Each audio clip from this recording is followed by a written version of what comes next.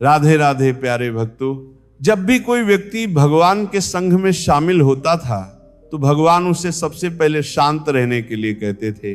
ध्यान की अवस्था में जाने से पहले उस भिक्षु को शांत रहना सिखाया जाता था। आज के दौर में हर तरफ सिर्फ शोर ही शोर है और इसी शोर की वजह से दिमाग में तनाव पैदा होना लगभग तय है। ऐसे में अगर आप हर रोज कुछ देर मौन रहने का अभ्यास करते हैं तो इससे आपके तनाव पैदा होने वाले हार्मोन के लेवल में कमी आती है। इससे आपका दिमाग शांत होता है, गुस्सा नियंत्रित रहता है और तनाव बढ़ाने वाले हार्मोन्स का स्तर धीरे धीरे घटने लगता है। आज के इस वीडियो में हम जानेंगे कि किन मौकों पर हमें शांत रहना चाहिए और किन मौकों पर हमें बोलना चाहिए, और ये भी समझेंगे कि शांत रहने से हमारे अंदर क्या क्या बदलाव आ सकते हैं। दोस्तों, संध्या काल का समय था। गुरु अपने सभी शिष्यों को बुलाते हैं और कहते हैं कल सुबह सब लोग नदी में स्नान करने के बाद तुरंत हमारी कुटिया के सामने उपस्थित हो जाना।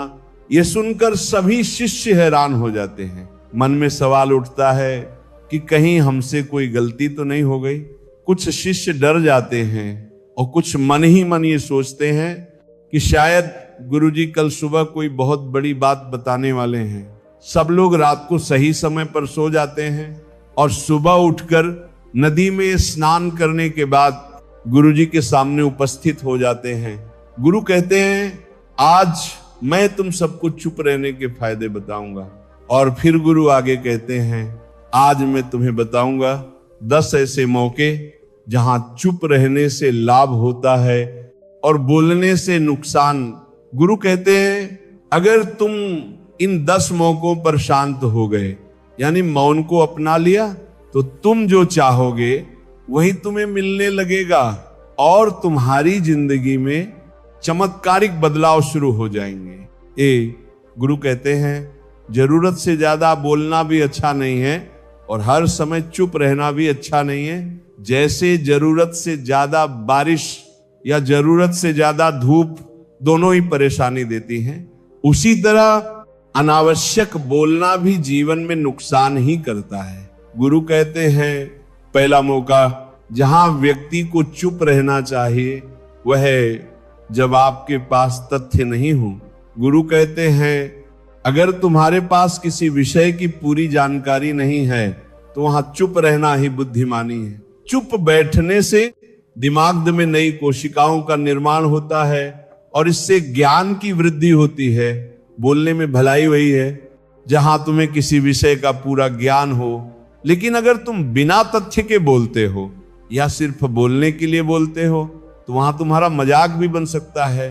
अगर तुम्हारे पास पर्याप्त जानकारी नहीं है और फिर भी तुम बोलते हो तो न सिर्फ तुम्हारी छवि खराब होती है बल्कि लोगों का भरोसा भी धीरे धीरे तुमसे उठने लगता है। इसलिए गुरु कहते हैं जहां यह समझ ना आए कि क्या बोलना है और क्या नहीं, वहां चुप रहना ही सबसे बड़ा उत्तर है। कई बार कुछ लोग ऐसे होते हैं जो हर जगह अपनी उपस्थिति जताना चाहते हैं। उन्हें ये पता नहीं होता कि क्या बोलना चाहिए, फिर भी वे बोलते चले जाते हैं और बाद में उनके जाने के बाद लोग उनका मजाक उड़ाते हैं। जब तक तुम्हें किसी विषय का सही ज्ञान न हो, उसके बारे में स्पष्ट जानकारी न हो, तब तक चुप रहना ही समझदारी है। गुरु कहते हैं दूसरा मौका जहां व्यक्ति को चुप रहना चाहिए वह है जब तुम्हारे शब्द किसी को मानसिक ठेस पहुंचा रहे हो। अगर तुम्हारे शब्द किसी के दिल को चोट पहुंचा रहे हैं तो उस समय चुप हो जाना ही श्रेष्ठ है। कमजोर व्यक्ति के बारे में बुरा बोलकर कोई भी महान नहीं बनता। महान वही बनता है जो कमजोर का साथ देता है। कई बार ऐसा होता है कि कुछ लोग अपने से छोटे व्यक्ति को लगातार नीचा दिखाते रहते हैं। सामने वाला व्यक्ति तुमसे पद में छोटा हो सकता है इसलिए वो कुछ नहीं कहता, लेकिन उसकी नजरों में तुम गिरते चले जाते हो। और याद रखना, हो सकता है कल वही व्यक्ति पद में तुमसे बड़ा हो जाए। जिस तरह आज तुम उसका अपमान कर रहे हो, आने वाले समय में वही व्यवहार तुम्हारे साथ भी हो सकता है। किसी को नीचा दिखाकर कोई बड़ा नहीं बनता। बड़ा बनना है तो अपने से छोटे की इज्जत करना सीखो और अपने से बड़े का सम्मान करना भी। लोग ये सोचते हैं कि अकड़ कर बोलने से या किसी को दबाने से वे बड़े बन जाएंगे, लेकिन ये उनकी सबसे बड़ी भूल है। वे बड़े नहीं बनते बल्कि लोगों की नजरों में और नीचे गिरते चले जाते हैं। गुरु आगे कहते हैं, इसलिए शिष्यों जब भी बोलो आदर भाव से बोलो, ताकि तुम्हारी बात लोगों के दिलों तक पहुंचे। बोलते समय भाई बहन माता पिता मित्र जैसे संबोधन शब्दों का प्रयोग जरूर करो। इससे तुम्हारी मान प्रतिष्ठा बढ़ेगी और लोग तुम्हें एक समझदार व्यक्ति के रूप में देखने लगेंगे। गुरु फिर कहते हैं, तीसरा मौका जहां चुप रहना ही सबसे बड़ा उत्तर है। जब कोई व्यक्ति क्रोध में हो या घृणा से भरा हो और वह तुम्हारा अपमान कर रहा हो, अगर कोई अपना या कोई सगा संबंधी क्रोध में आकर तुम पर चिल्ला रहा हो, तो उस समय चुप रहो, ताकि सामने वाले का क्रोध अपने आप शांत हो जाए और उसका गुब्बारा पूरी तरह से फट जाए। और याद रखना, अगर तुम सही हो तो तुम्हें माफी मांगने की जरूरत नहीं है, क्योंकि मौन कई बार सबसे सशक्त उत्तर होता है। और चुप रहकर ही सही, समय का इंतजार करें। दो दो दो दो दो दो दो दो दो दो वह समय खुद आपसे माफी मांग लेगा जब उसे अपनी गलती का एहसास हो जाएगा। गुरु आगे कहते हैं कि अगर आपका कोई सगा संबंधी आप पर क्रोध कर रहा हो और आप उस समय शांत हैं, तो ये आदर और सम्मान देने की सबसे बड़ी निशानी होती है। इससे ना कोई छोटा होता है और ना ही कोई बड़ा। अगर आपको क्रोध आ रहा है तो या तो वहां से बिना किसी का अनादर किए चले जाएं या फिर बिल्कुल चुप रहें, क्योंकि क्रोध करने से आपके रिश्ते खराब होंगे। क्रोध करने से हमेशा क्रोध करने वाले व्यक्ति का ही बुरा होता है। गुरु आगे कहते हैं कि एक बार की बात है, एक सांप जंगल से भागते हुए किसी राजा के घर में पहुंच गया। लोगों ने जब उसे छेड़ा तो वह बहुत अधिक गुस्से में आ गया और घर में जो तलवार पड़ी हुई थी उसी को अपने शरीर से लपेट कर कसने लगा। धीरे धीरे उसका पूरा शरीर कट गया। ठीक उसी प्रकार हमारा गुस्सा भी हमारे ही शरीर को तलवार की तरह काटता रहता है। लगातार बिना रुके गुस्सा ध्यान से खत्म होता है। प्रतिदिन अगर आप ध्यान की मुद्रा में बैठते हैं तो आपका गुस्सा आपके नियंत्रण में रहने लगता है। गुरु आगे कहते हैं कि यह तो एक तरीका है कि आप प्रतिदिन ध्यान का अभ्यास करें। इससे आपके शरीर में जो हार्मोन गुस्से को बढ़ावा देते हैं वे सभी आपके नियंत्रण में आ जाते हैं और शरीर आसानी से गुस्से पर काबू पा लेता है। लेकिन एक तरीका यह भी है कि जब भी आपको गुस्सा आए तो आप ये समझने का प्रयास करें कि क्या मेरा गुस्सा जायज है या नहीं, हमें वहां बोलना चाहिए या नहीं। जब आप खुद इस बात का आकलन कर पाएंगे तो आपको खुद ही पता चल जाएगा कि हमें गुस्सा करना चाहिए या नहीं। फिर भी अगर गुस्सा आ रहा हो तो वहां से हटने का प्रयास करें, थोड़ा दूर चले जाएं। धीरे धीरे समय के साथ आपका दिमाग शांत हो जाएगा।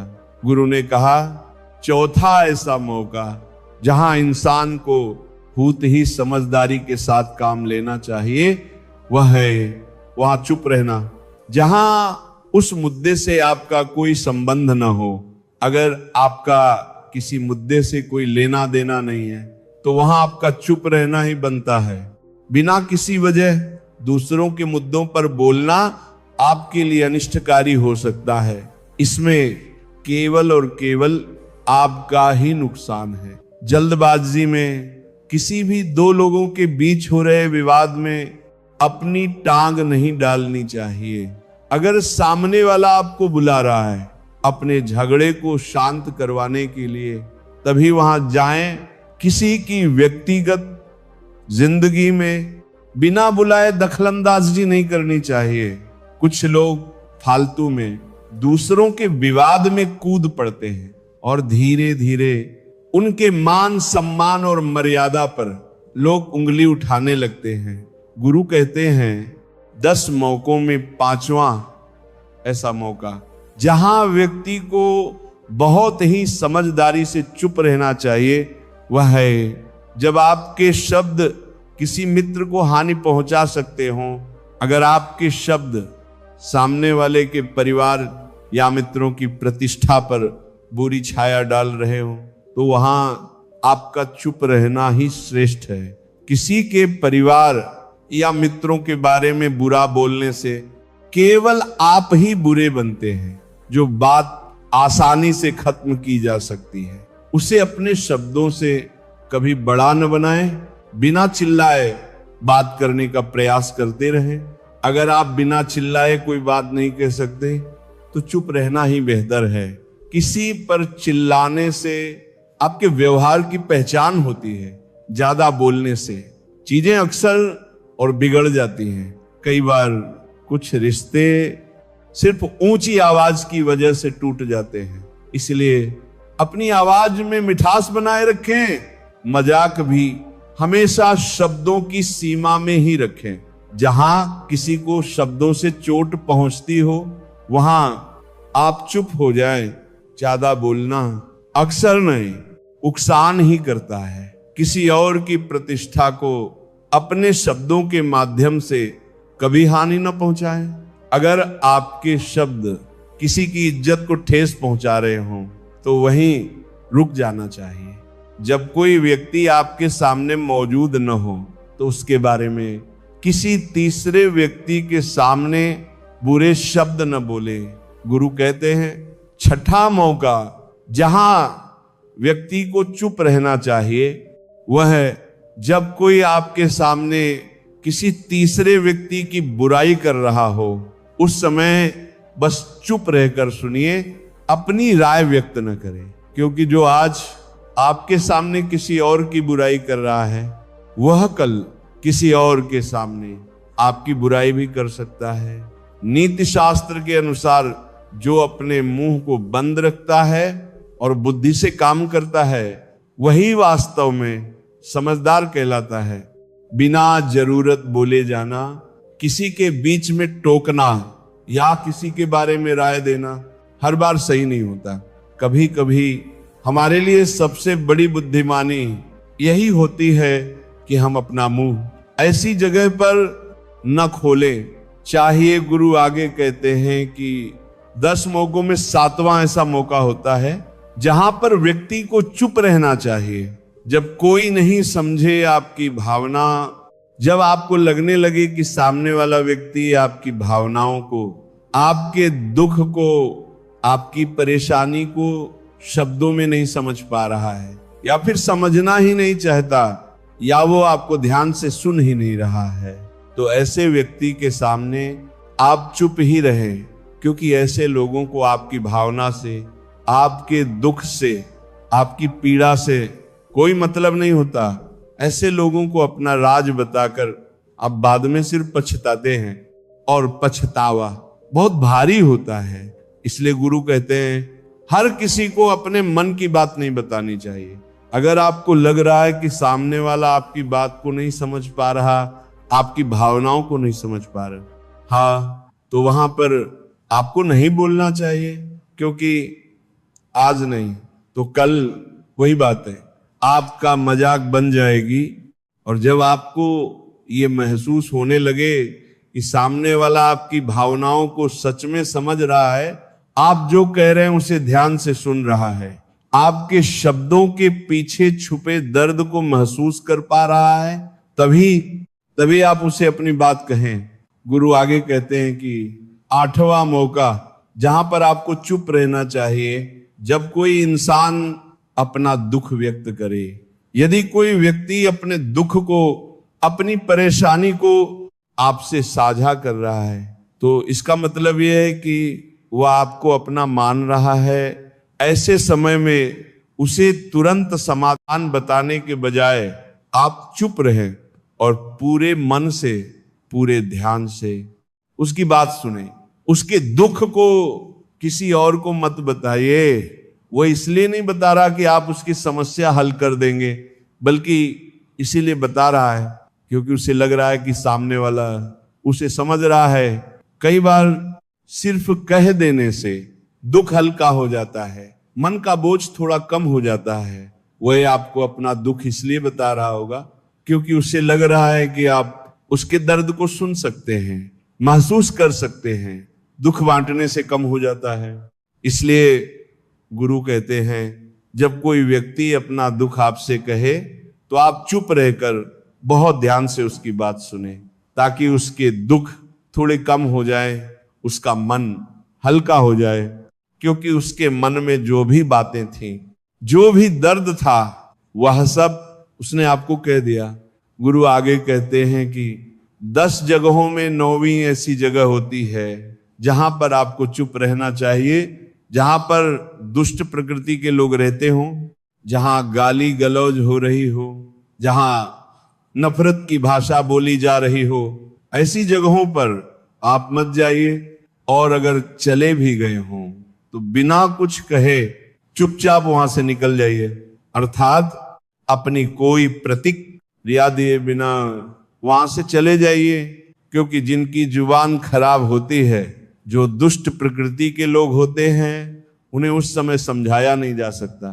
जब उनका मन शांत हो, जब उनका दिमाग ठंडा हो, तभी वे आपकी बात सुनते हैं। इसीलिए जहां दुष्ट प्रकृति के लोग ना आपकी बात मानते हो, ना सुनते हो, वहां पर आपको नहीं बोलना चाहिए।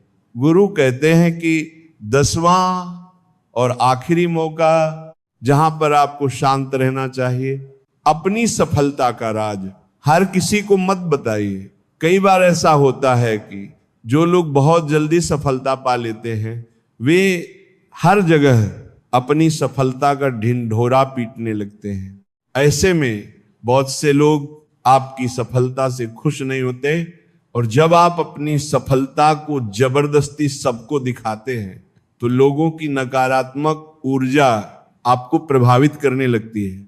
जब आप सच में सफल होंगे तो दुनिया को अपने आप पता चल जाएगा। ढिंढोरा पीटने से नुकसान आपका ही होता है। इतना कहकर गुरु ने कहा, शिष्यों, आज के लिए बस इतना ही। अगर तुम मेरी इन 10 बातों को अपने जीवन में उतार लेते हो तो तुम बहुत सी परेशानियों से बच जाओगे। ये बातें, ये सीख तुम्हारे जीवन में किसी वरदान से कम नहीं होंगी। दोस्तों, मुझे उम्मीद है कि इस वीडियो से आपको बहुत कुछ सीखने को मिला होगा। और अगर अभी तक आपने इस चैनल को सब्सक्राइब नहीं किया है तो जुड़ने के लिए सब्सक्राइब करना मत भूलिए। देखिए।